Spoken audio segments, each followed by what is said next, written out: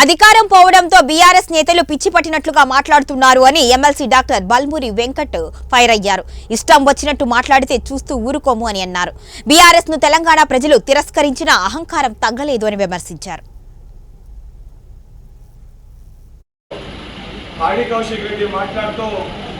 అసభ్యకరంగా ఒక శాసనసభ్యుడు ఏ రకంగా మాట్లాడాలని ఒక నైతిక జ్ఞానము అవగాహన లేకుండా నోటికొచ్చినట్టు విమర్శిస్తుండు.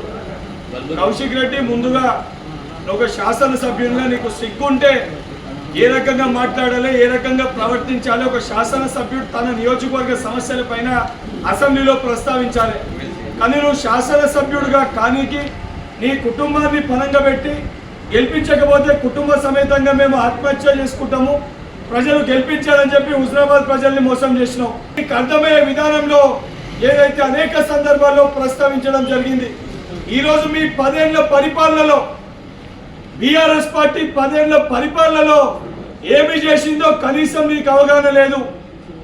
నువ్వు బీఆర్ఎస్ పార్టీకి సంబంధించి రైతుల కోసం కానీ, విద్యార్థుల కోసం కానీ, యువకుల కోసం కానీ, బడుగు బలైన వర్గాల కోసం కానీ బీఆర్ఎస్ పార్టీ చేసిన సంక్షేమ పథకాలపైన నీకు అవగాహన లేదు.